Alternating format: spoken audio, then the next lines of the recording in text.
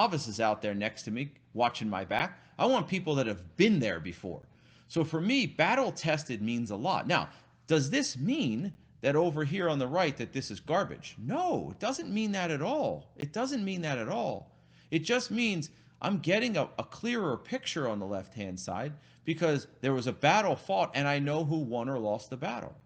The other question is pivots, right? How is a pivot created? So I'm going to move along here to the next slide because I could probably spend another hour on that slide. I'm not kidding with you. The last slide I could probably spend an hour on. So which one has, quote, more support? Both are the same on the way up. Green, green, green, green, green, 5 green bars, pull back, red, red, red. And I have a line here that says support on the left, and I have a line here that says support on the right. So which one has, quote, more support? Now remember, to be clear, I don't know the future. I'm judging this off of current information because that's what technical analysis is, using past price action to help predict future price movement. That's what technical analysis is, right? Well, I know on the left this stock was just strong, up, up, up, up, up, up, up, up, up, right?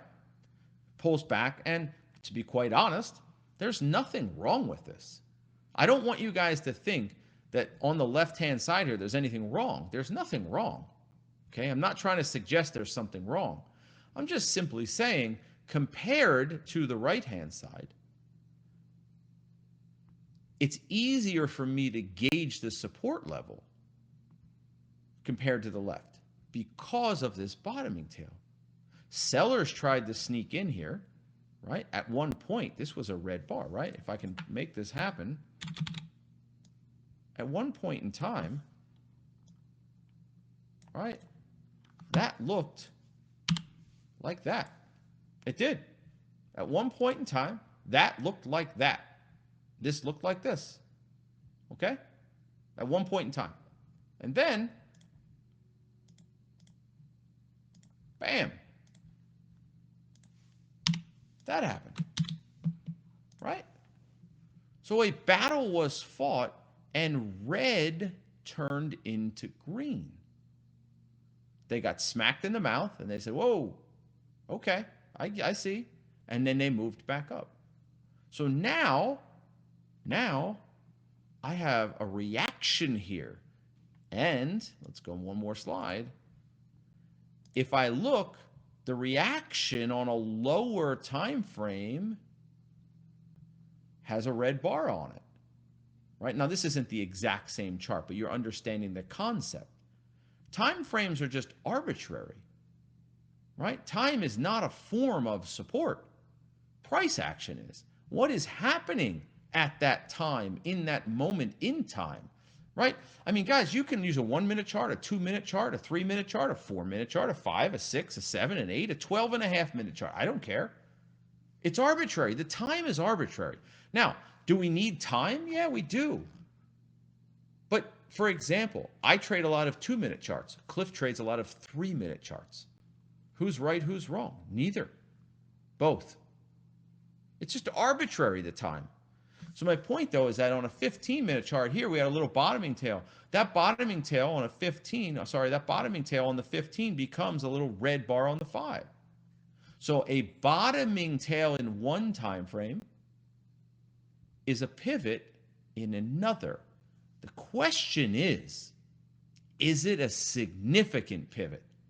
A bottoming tail in one time frame is a pivot in another, okay?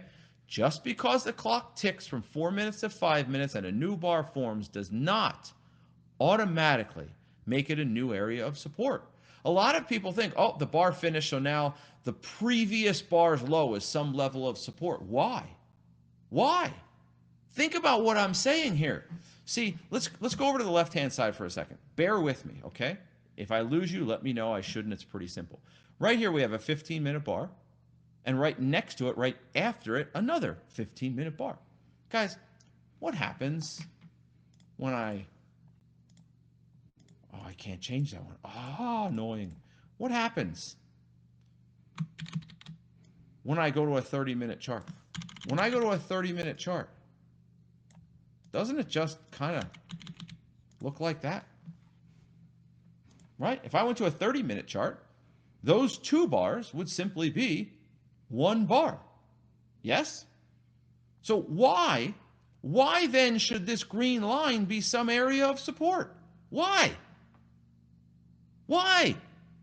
It's just time. The 16-minute chart looks a little different. The 14-minute chart looks a little different. And the 30-minute chart just has one big-ass green bar on it. So why should that be any appreciable level of support? The answer is it's not really.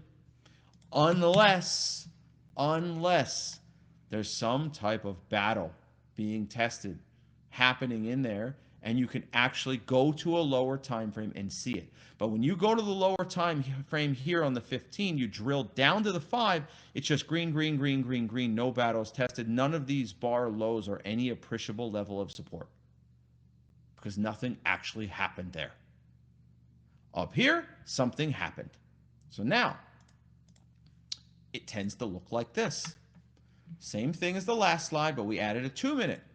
The 15 is up, up, up, up, and then we get a little reaction. On the 5, it's 1 red bar. That bottoming tail is 1 red bar. On the 2, it happens to be a 3-bar pullback. And it becomes a buy setup. Key point, a battle occurred, which means this area has been tested, confirming who is in control, in this case, the bulls. Okay, so now you can look and go, okay, if you're managing a trade or looking to get into a trade, both are helpful. Let's say twofold. Let's say you're already in this trade. Now you have a reference point. Wow, big red bar in the market. You have a reference point to raise your stop, right? Let's say you're in the trade on the 15-minute, and let's say this, you're up here now. You're up here. You're like, I don't have anywhere to raise my stop loss. Well, you could drill down to a 5-minute or a 2-minute, right? 5-minute or 2-minute. And now you have an area for a potentially raised stop loss. But you know what? You also have a potential area to add or a potential area for a new trade, right? So that little bottoming tail in the 15, you're like, oh man, I've been trying to get in this stock all day. I haven't been able to find an entry on it. Bam, this 2-minute is your entry. Now, would I give it a wider stop than that? Yeah, probably.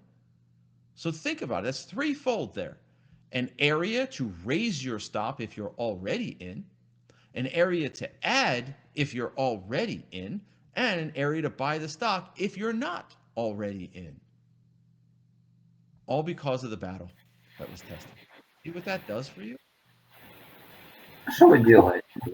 Okay, it's a very big deal. Now, other thing we want is smoothness. Это урок обучающий. Why? Ника нам транслирует. Get through. А чей? Right? It's harder Это парни, у кого он учился. butter than it is a warm block of butter. Right? Congestion is not what we want. Канал у них свой давно не было, и вот сейчас они опять появились. They're just not all created equal. So you Урок can по take свечам. on the left, we have a nice sequential move up, higher high, higher low, higher А что вы high. с индексом сделали? Smooth sequential pullback. Не знаю, сегодня не смотрю туда. Right? This is much easier to overcome. Now, if you look on the right-hand side, this is not going to be an easy stop to buy in. It's very slow. Now, if you're above that area, that could be good. Ладно, A lot of support. понимать бы еще. But if you're trying to buy a pullback, this isn't good. You don't want overlapping bars. Why? Think about logically why. Well, every time the stock moves up, sellers come in. It tries to move up, and you're like, oh, that's bullish. That's bullish. It is. Until the sellers come right back in and do a 70% retracement. Там вроде Then- сегодня эти протоколы ФРС, это Sellers come back выше 70%. куда So why are the sellers having such a dramatic impact on the buyers? There's only one reason. The buyers are not as strong as we thought, or the sellers are stronger than we thought. Same thing. Buyers are not as strong as we thought, not as committed as we thought, or the sellers are stronger than we thought. That's it. You don't want this. This is not easy to, when you get a pullback from this garbage, you don't take the pullback. When you get a pullback from a nice smooth move, you take the pullback, you take the buy setup. Obviously, there are other factors here. But when you have a congested move up, you don't buy into that congested move. Why? Because there's lots of overlapping tug of war battle going on. Why should it stop just because you bought a pullback? It likely won't. Okay? Yeah, both sides are committed, and that's not what we want. When you get into a stock, long or short, there's one specific side that you want committed. Long, buyers. Short, sellers. You don't want them fighting this out back and forth. You don't want an evenly matched battle. You want the buyers to overrun the sellers. Or on the short side, the sellers to overrun the buyers. Okay? True. That's a true story too, Jordan. Potentially. Right? That is a true story too. Now, I always like this chart. I haven't used it in a while. The next one, you haven't seen it yet. I've always liked this chart. I call it reading inside the candle. Many of you have seen it. I believe it's in Professional Trading Strategies, but it's a chart I've always enjoyed because I think there's a lot of novice traders out there that don't ever look inside the chart. And I tell you guys frequently, when you get good at this business, you should be able to tell me what the lower time frame probably looks like. You know, I say to you guys all the time, well, I don't use the moving averages, but I have a really good idea of where they are anyway. Yeah, I can visually, right, mentally, visually see where the moving average is. When I'm looking at a 5-minute chart, I can have a pretty good idea what the 15 and 2-minute look like just by looking at the 5. Am I going to be perfect? No, but I'm going to have a pretty good idea. So what we have here, and normally, I string this chart together. You guys have seen it done like that, right? I move the 15 on the bottom, put the 5 in the middle, and I put the 2 on the top. And I literally tie this chart together. And then I break it apart. Not kidding. I tie it together, and you're like, oh, that's one chart? Yup. But what I'm doing today, because, you know, for the sake of brevity, is I'm taking an area of the 15-minute chart. We clearly can see a little bit of a downtrend, a lower high and a lower low and another lower low, right? So I already have one lower high and 2 lower lows, very close to a downtrend. Then we get a wide range green bar. Next to the green bar is a pretty good sized red bar and then another green bar. We call this maybe a miniature bear sandwich, right? That's 15 minutes. That's what that looks like, okay? Draw the line, go up. Inside that 15-minute, this is what the 5 looks like. Lower high, lower high, lower high, lower high, lower low, lower low, lower low. Doji bar. Buy setup. That red bar is those 3 5-minute green, or those 3 5-minute red bars. This one red 15-minute bar looks like this on the 5. You have a buy setup here. Now, is this a buy setup you should necessarily take per se? Maybe not. Because you're still kind of in a downtrend here, right? And you're not really changing or transitioning until this pivot is broken, right? Until the top of the pink box is broken. Because you're still doing lower highs, right? So if you were to draw, let's make this easy here. If you were to draw like a miniature trend line here, your trend line would look like that. Right? Your trend line would look like that. So you can't really go long until you've broken the trend line. So taking the 5-minute buy setup would be aggressive. However, it's a sign, it's a signal. It's telling you, hey, I'm starting to pick up some steam. I'm starting to pick up some strength, right? And if I break that prior pivot high, you might consider me long. That's all it's telling you. It's saying, wait, but watch. Wait, but keep an eye on me. Okay? What do you think about footprint charts on a heat map? I don't even know what a footprint chart is. I'll be honest. I've been doing this 20 years and I don't know. I know what a heat map is, but I don't know what a footprint is. You know, so the answer would be, I don't have an opinion on it. All right? So, saying wait, but watch me. Then you're watching, puts in a higher high. Right? Puts in a higher high. That's good. Broke that, failed that little downtrend. That's good. Broke the trend line. That's good. Then the 5-minute has a little red bar. That red bar on the 5 becomes this 3-bar pullback. But it's happening after we failed the sell setup, after we failed the trend line. We broke the trend line. And now, if we do this again, put this here, put this here, we are in an area of support. That was the area we needed to break. The green line used to be the resistance. Talk to me, guys. Say it loud, say it proud. The blank becomes the blank. Say it. Type it. Scream it. Yell it. The blank becomes the blank. Give me 2 letters. I'll take 2 letters. The blank becomes the blank. Come on. 2 is not enough. I need more than this. Step up. That's right. The ceiling becomes the floor. So basically it looked like this.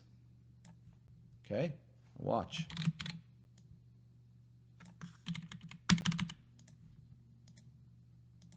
It looked like that. Okay? This was resistance right here in the red. We broke it. We broke the resistance, the ceiling here, and we pulled back. What used to be the problem is now our friend. What used to be the enemy is now our friend. What used to be the ceiling is now the bottom. Now you're taking a look at this and you're saying, that's a buyable 2-minute PBS buy setup, right? Buyable 2-minute buy setup. Because now the 15-minute has put in a higher high, the trend line has been broken, and we've pulled back 40 or 50% from the top of the pivot here to the bottom of the pivot here. Bottoming tail, doji bar, lower high, lower high, lower high, lower low, lower low. Boom. That's a buyable buy setup in a 15-minute transition. See how different but similar charts can look just off different time frames. And if you look at the 15-minute, guess what there isn't? A pattern. There's no entry on the 15-minute. There's no real entry on the 5 in this orange box. But there is one on the 2. This is how you're using multiple time frames, reading inside the candlestick. Okay? So now let's take a look at some examples. All right. You guys have seen this one too.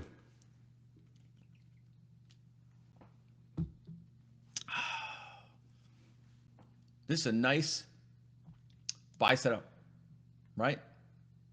Nice buy setup. The problem is a lot of people, a lot of traders love to trade in vacuums, and they love to do this. This is what a lot of traders love to do. I don't know why, but they just get caught up in the moment and they don't realize what they're doing. Okay?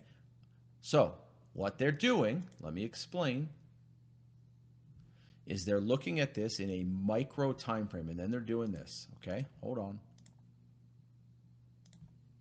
They're doing this. They're not looking at the higher time frame, even though they're told to look at the higher time frame. It always says in PTS, look at least 1 to 2 time frames above and below your entry. Above and below your entry. Okay? So they're looking at a 2-minute chart and they're going, oh, it's up 4 or 5 bars. It's got a double top retest. It's got lower highs and lower lows. Right here's your double top retest right there. Okay? Right there. Then it puts in a lower low and a lower high and a lower low and a lower high. And they're like, bam, I'm in a micro downtrend. Let me ask you a question. Are they correct? It is in a micro downtrend. Yes or no? Just give me a Y or an N. Are they correct? It is in a micro downtrend. Yes or no?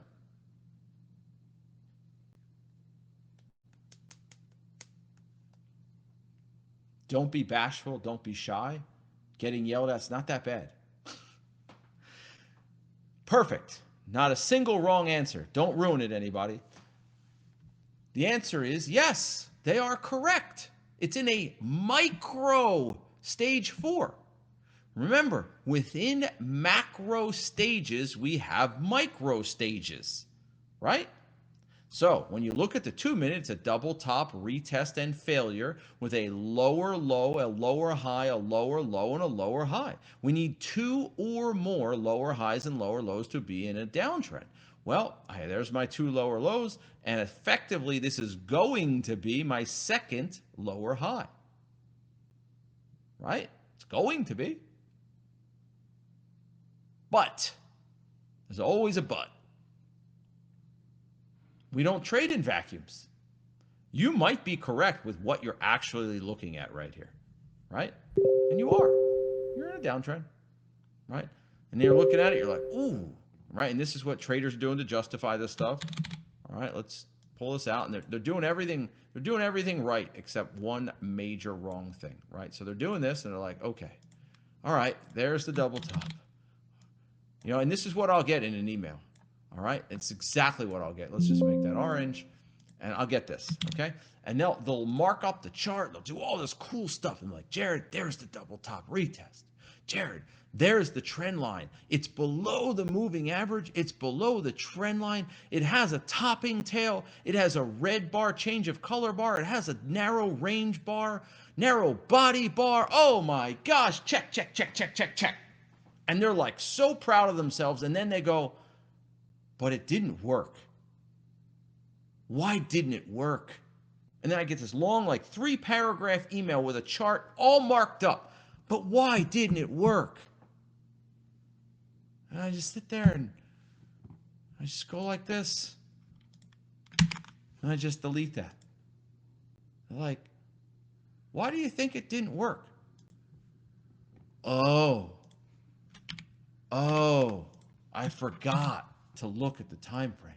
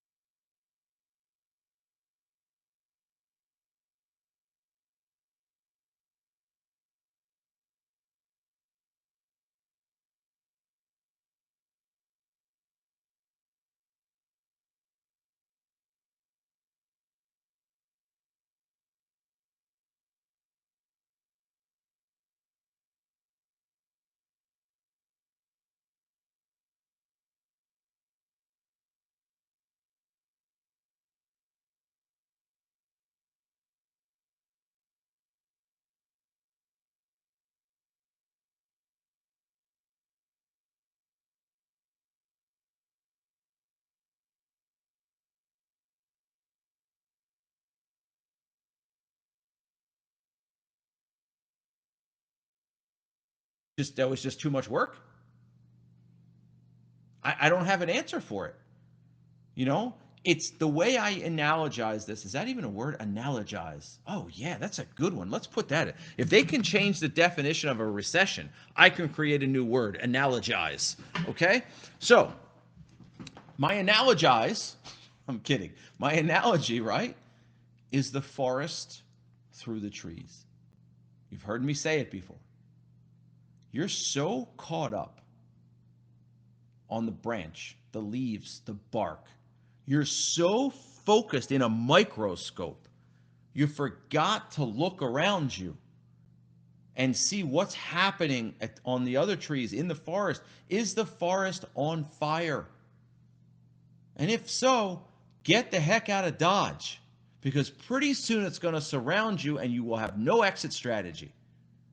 See, when the forest is a little on fire, a little ways away, you're like, if I run now, I'm good. But if you're so focused on the bark, the branch, the leaves, you're not going to know what's going on around you. And then this is what's going to happen. The 15-minute is going to be on a minor price support, bottoming tail buy setup on a double bottom retest. And you're going to get effed. And you're going to stop out. And that's exactly what happened. It's going to look like that. Right? It's probably why they are, Jordan. But, they can only do it for so much longer, if you know what I mean. Okay? This is what you just shorted. Now you're like scratching your head thinking, how could I miss that? I'm not that dumb. No, it was an oversight. Because you got so focused and caught up, you got FOMO basically, right? Fear of missing out. And then you look at this and you're like, that's a perfect 15-minute buy setup. The failure of a pattern in a lower time frame confirms the entry in the higher time frame, right? The failure of the pattern in a lower time frame confirms the entry in the higher time frame. Remember that. Don't put yourself in this position. Don't put yourself in this position. It takes all of a half of a second, 1 second to look at a 15-minute chart, especially if they're sitting right next to each other. Okay? Don't do it. Now, let's change gears slightly. Now we're going to talk about similar things. The similar thing we're talking about is confirmation. Every trade we take, we are looking for a certain level of confirmation. And without it, we don't take the trade. Let me repeat myself. Every trade we take, there's some level of confirmation we're looking for. Whether that's a level 1 gap, whether that's a bottoming tail, a topping tail, a volume spike, a double bottom retest, support, something. There's always a level of confirmation. So I'm going to focus a little bit on bottoming tail confirmations and topping tail confirmations. So we have a gap down, right? Gap down. Stock chills out. And what happens? Right here, you get a big green bar, 50-cent green bar on decent volume nonetheless. So at that moment in time, you're thinking, well, buyers are stepping up. But not too long after that, this green bar leaves a little bit of a topping tail. It's only about 40% of the bar, but the idea here is sellers crept in, right? Buyers, buyers, buyers, buyers, buyers, all the way to 1250, but it couldn't hold 1250. This is the key. Please pay attention. It's important. It couldn't hold 1250. So sellers crept in. You're like, okay.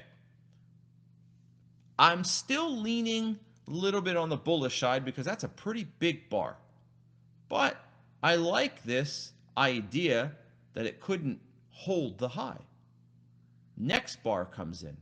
Red bar comes in and engulfs the green bar. About 80-90% engulfs the green bar. Wow. Wait a second. Hold to stop the presses, Vicky Vale. Why were the buyers unable to overcome the sellers? Because they weren't strong enough. That's the only answer you can give. They're not strong enough. It's already a gap down, and my bias is already bearish. So by seeing the red bar engulf the green bar, what am I getting? I'll give you a hint. Begins with a C and ends with an N. What am I getting when the green bar gets engulfed by the red bar? I'm getting, talk to me, talk to me, talk to me. Thank you. I'm getting confirmation. Confirmation of weakness. Confirmation of weakness. Then it gets even better. Wait, there's more. Sham wow. If you buy right now, I'll throw in the next towel. All you pay is process and handling. It gets better. The next bar takes out the green bar. The next bar stays above 12, but in a narrow range. Why is that important? My risk to reward's getting better. As I see the narrow range happening in the right area, the risk to reward's getting better. Then, topping tail. What's topping tail? Topping tail is buyers losing. That's what a topping tail is. Buyers losing. Right after the topping tail, there's a second topping tail. Buyers tried again, and they lost again. So they've tried one time over here, all the way up to 1250. They lost. They tried again right here. They lost. They tried again right here.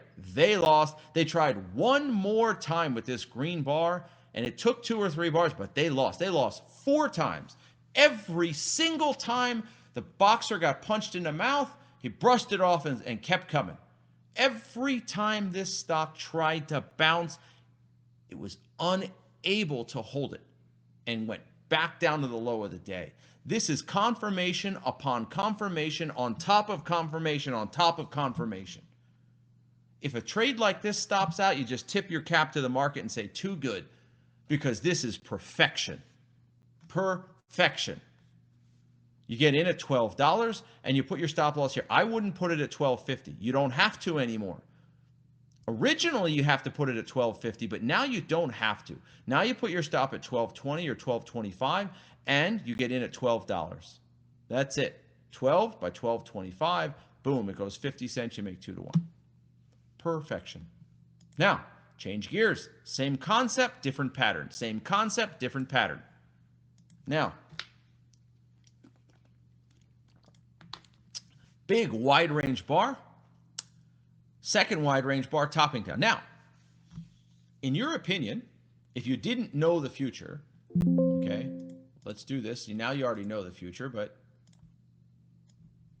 okay, imagine that's there. Okay. By the way, guys, I honestly, truly hope you do this with your charts. I hope you cover up the future and try to read them bar by bar. It's the only way you're going to learn. Like, it's nice learning from past charts. You have to do it, right? It's required. But it's better when you cover the future and go bar by bar, because that's reality trading. I don't know what the future is 20 minutes from now, but I'm gauging it from past price action. So now what I have is a small gap up, a rising moving average, wide range green bar, and a topping tail. Now, in your opinion, I know you know the future, so it's a loaded question because you know the future. Is that topping tail a sign of weakness, or is that probably just a resting period? Most likely. We don't know anything 100%, but this topping tail you see, given the chart, the information we have, we don't have any more information. It'd be great if we did, but we don't. Do you think that this is a sign of weakness, or probably a stock that just needs a breather, right? Just needs a couple minutes on the bench. It's Joel Embiid, best player in the NBA. It needs a little breather. Yeah, more than likely, given the wide range green bar, given the rising moving average, given the support below, and given the average trading range, there's probably a good chance it's just resting. Probably a good chance it's just resting. So take that off. Now we see the whole picture again. Okay. What do we see? Lower high, lower high, lower high, lower high, lower lows, lower lows. Where is it happening? Ooh, baby. Right at the rising moving average, right at prior support, and right at the low of the day. So it's a retest. It's a double bottom retest at minor price support, at a rising moving average, with a bottoming tail and a change of color bar and a narrow body bar. Check, check, check, check, check, check, check. In an uptrend. Gapping over resistance. Damn. Pretty good. Pretty good. That bottoming tail is the bee's knees, man. That's money. That's not some run-of-the-mill cheapo little bottoming tail. That's a proper bottoming tail, because a proper bottoming tail is 50% of the size of the bar or less. Sorry, or more. Sorry, my apologies. 50% of the size or more. So I want a bottoming tail that's at least 50%. 60, 70, 80 is better. This one's like 80%. The tail is 80% of the bar. It's awesome. It's awesome. Do you guys realize why that's awesome? Any idea? I'll tell you why. Bear with me for 10 seconds. Because at one point in time,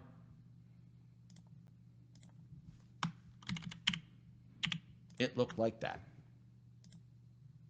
Take a look. At one point in time, it looked like that.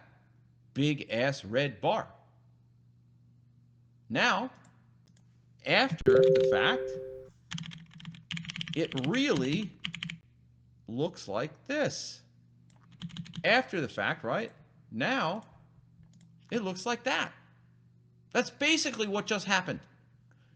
Red bar here, engulfed by a green bar right there. That's basically what just happened. Take a picture of it. I've never put that on there before. Boom.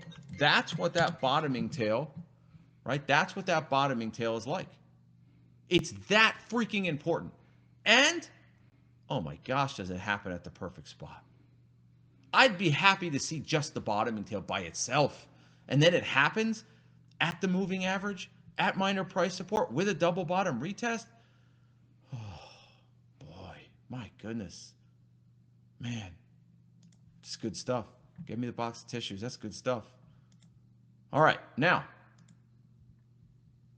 bottoming tails. Here's another example of them. What do we have? First bar of the day. Some people, and this is where novices get confused.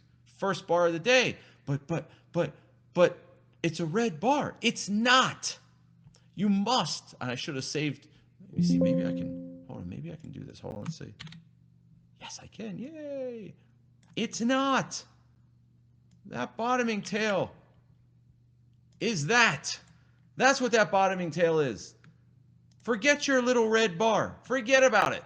That bottoming tail is this. So are you going to go with a bar that's 80% green and 20% red? Because that's what the bottoming tail is. It's 80% green. Then, one wasn't enough for this stock. Bottoming tail, bottoming tail, bottoming tail, doji bar. So I'm just loving on this thing at 224. Get a little red, but it gets engulfed by the green. Triggers actually goes about $1.75. Okay. Chops, chops, chops, and then starts grinding higher. Doesn't look like much, but it ends up being like a $4 move. I made $5,000 on this trade, and it was made possible, brought to you by Tide. Anyway, it's made possible by all the bottoming tails. It's made possible by all the bottoming, because they are confirmations of strength. Not one, not two, not three. The green bar too. 3 or 4 confirmations of strength. After a gap up, of course. I'm not taking this in a vacuum. SPY was going higher also. Look at the SPY.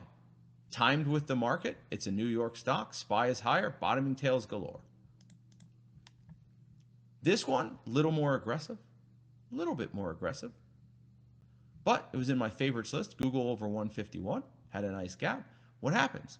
Stock leaves a little bit of a topping tail, then goes bottoming tail, bottom tail. Guys, when we get above the high of the day here, 151 right there. Okay, let me draw a little picture of it. Again, much more aggressive because it's on a 1-minute chart. But when you like the gap enough, and then you take out that, right? That's what that was.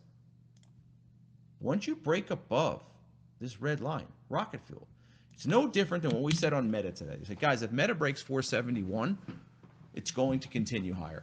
And sure as shit it did. Another, I don't know, $2, $3 higher. Okay?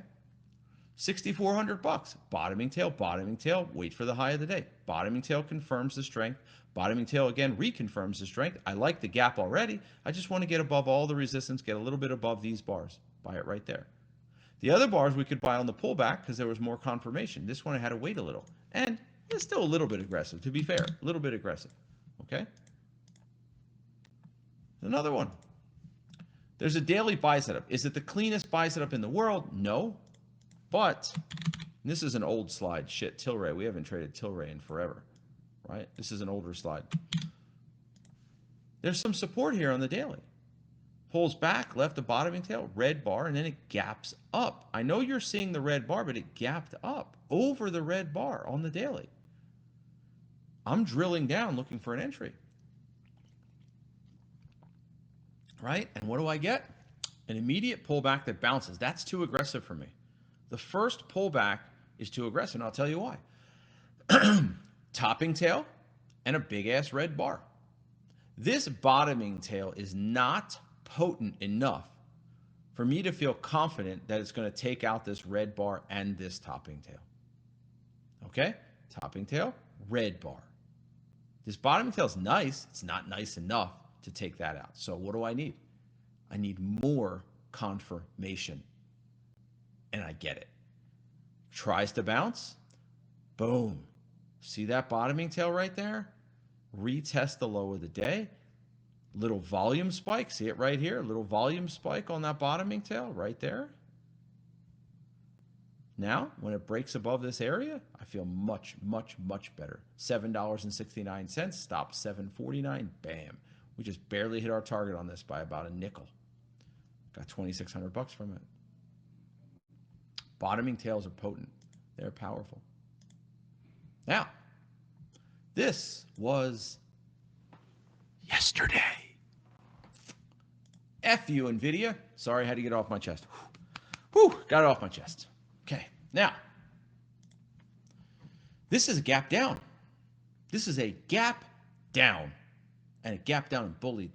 The first bar of the day was wide range green bar, right? Wide range green bar, okay? And then the stock peekabooed below, right? Bounced, pulled back, and then ripped. Now, this area is now tested 3 separate times. But it's more than that. It's more than that. Why? Because of the green bar. Buyers stepped up the second the market opened. The nanosecond the market opened, buyers stepped up. Pulls back, big ass bottoming tail. Bounces, gets choppy, no doubt. Retest. So bottoming tail green bar, big bottoming tail retest, another bottoming tail retest. The stock's going high. Now, the question is, do you get in at 936-ish or do you wait for 940? That's the $64,000 question. I got back in at 936. It was 936.50, I think, is what I had. I got back in because the first trade stopped me. I took an aggressive entry on this bottoming tail. On the 2 minute, 1 minute, it was a little bit of a buy. And guess what? It stopped us out by 19 cents. We had a $6 stop loss that stopped us out by 19 cents. Shitty. It happens. Even worse on NVIDIA, before it stopped us out, it went like 50 cents from our $6 target.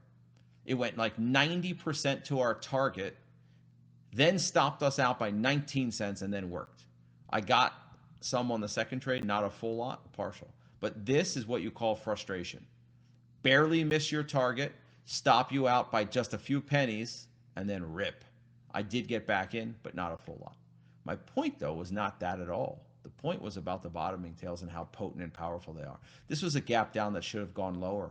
And for whatever reason, the buyers were just stepping up, and this stock went another almost $20 from this area. Okay? Here's another example. This is Meta.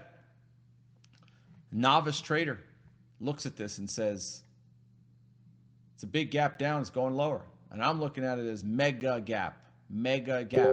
And in case you thought that this was just hindsight bias, I put my post in the chat room in. Just add 3 hours to it because I'm in Arizona, so it really means 9:22, 9:24, 9:25. All right? Long watches, 9:19 in the morning. That's 11 minutes before the market opens. No hindsight Monday morning quarterbacking here. Long, TER, RCL, ANET, Merck, Meta, long watch. Okay? 6 minutes later, Meta makes the favorites list, which are the best of the best. You take this entire list of 2, 4, 6, 7 stocks, 9 stocks, 11 stocks, 13 stocks, 12 stocks. Of those 12, I picked 3 faves. Meta was one of the 3 favorites. Am I just Nostradamus? Maybe I'm just lucky. Why was Meta on the long list to begin with? And why was it on the favorites list? That's curious. If you're a long trader, today could be a huge bounce if the market sells off quickly. Q's down $7.42. If we drop early, look for a bounce. This is in the same day we traded Meta. Guys, this is a mega gap in the market with a mega gap in Meta. This was an earnings gap on Meta, but the market also had a mega gap down. How often do we see the Qs close down $8 or $9? The answer? Very, very, very rarely. Once a year, twice a year, once a year, 240 trading days a year, and it happens 1 or 2 times. What does that mean? It's probably not going to be today. And Meta drops what? $70, $80? This thing closed at like $4.95 and opened at like $4.20. $75 drop. What did I get? A bottoming tail confirmation. Buy it $4.20, give it room. I did. I gave it a lot of room, and this thing sure as shit went up to $4.45, went 5-1. There were multiple things that made this. Market mega gap down, Meta large gap down, Meta huge bottoming tail in volume to set the low. $5,000 trade. There's the call on it. Meta 420 by 415, 937. Meta targets are 425 and 430, 940. All this was before the market opened. You can't just say, oh, you just decided that last second. It's just not how it happened. Okay? Last slide. Last slide. In every trade, we need to have a modus operandi. We need a plan before we put our money into it. I want to say this, and I'll spend a moment on it. This business is no joke.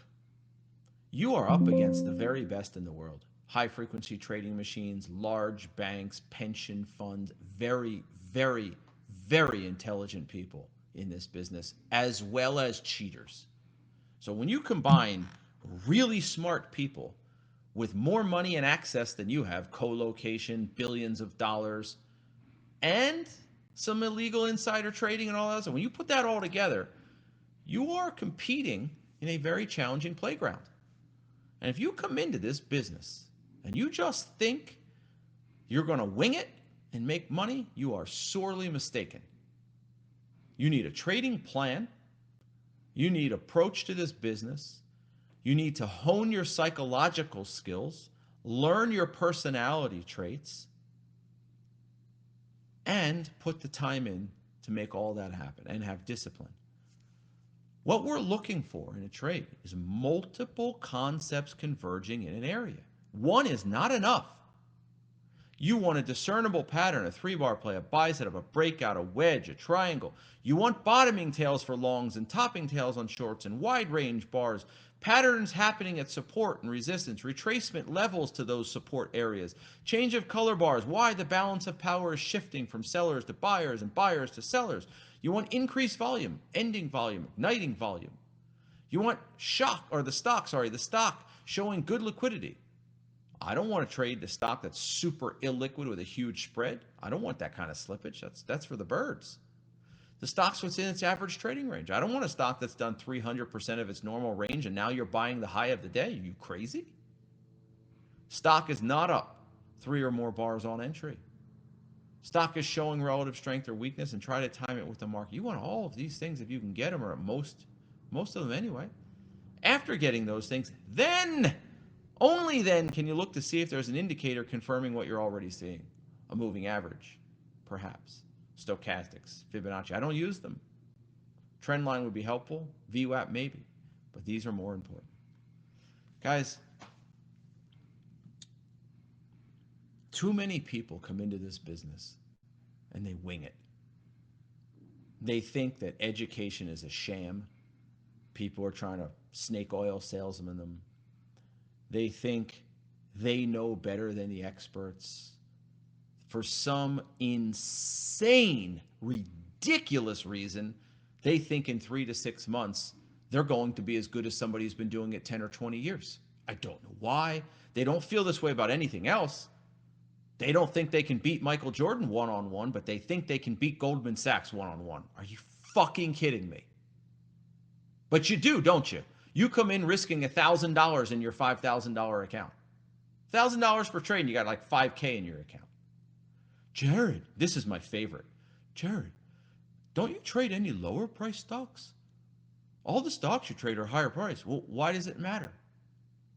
Well, I don't have enough buying power. What do you mean?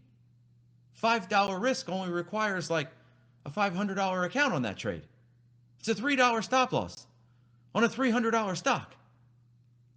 You're going to buy like 1 share, 2 shares. It's $300. It's $500. $600. You don't have that in your account. Well, no, I need to do $100. Well, if you're doing $100 risk on a $2,000 account, you're not ready. But you think you are. Stupid is, stupid does, sir. Guys, I'm telling you all this for a reason. Does anybody know the main number one reason I'm telling you this? It's on the chart. It's on the screen for you. Because I don't ever want to see you featured in one of these segments. And remember, it doesn't have to be 300 grand to be nasty. If it's the last $10,000 to your name, then that $10,000 might as well be $1 million. I just don't want to see you guys blow up trading accounts because you're stupid. You are not going to pay your bills in this business in 3 or 6 months. I don't care what any Google advertisement tells you, it's not going to happen. This shit's hard. It's really hard. It's so hard I shouldn't be telling you how hard it is. But everything else is like that. So why are you surprised? Why are you shocked? You're not good enough to be in the NBA. When you come out of college, they don't give you the CEO position. They give you the trainee position. Why are you surprised? Why are you surprised? You shouldn't be, but you are. Yeah, but you don't understand, Jared. I only have 6 months of a severance package left, and I have to make this work in 6 months. The market doesn't care what you have to do or don't do. It is what it is. It will happen when it happens for you. For some people, it will happen faster because they get it sooner and they put more time and effort into it. For some people, they'll spend 5 years and still be a losing trader because they hack around at it. They don't listen, and they don't take it seriously. They treat it as like a passing little hobby. I've been doing this 20 years. It's fucking hard. There's not a day that comes in where I'm like, oh, this is easy. I enjoy it and I love it. There's a passion for it. And I expect to make money every day. But it doesn't mean it's easy. And you've heard me say it to you guys before, and I use the tennis analogy because I love tennis. Roger Federer years ago was on an unbelievable tear. The guy basically couldn't lose. And the interviewer was like, you make it look so easy. And he took offense to it. He's like, well, I don't know how it looks, but I can tell you it's hard. I may win a match and it looks easy, 6-3, 6-3. It's hard. I tell you, if I take a day off, they're on my heels beating me. 1 day off, 1 week off, and they're there beating me. What am I getting at? What's the purpose of this analogy? If you take time off trading because you think you're too good or better than everybody else, the market is going to come and slap you silly. You have to put everything into this to be great at it. And if you think you're going to do it any other way, I wish you well. I wish you well. You're probably better off putting your money in a total market fund at that point. So I could talk about that topic for hours and hours and hours and hours, but I'll spare you the lecture. I hope today that you guys learned how important charts are, but more importantly, how important putting multiple concepts together is. One concept on an island doesn't really pay you out.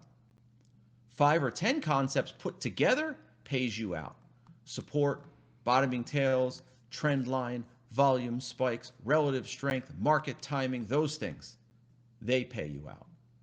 Don't take trades in vacuums. Make sure you look above and below before you enter a trade. Don't get caught in a forest that's on fire. All right? Bottoming tails are one of your biggest friends you'll ever see, topping tails as well, that you'll ever see in this business. You combine those topping and bottoming tails, those pictures of strength, with other concepts, you'll be unbeatable. I'm Jared Wesley of Live Traders. We'll get back at it again next week. All right, give me 1 sec, guys, and then I'll open it up.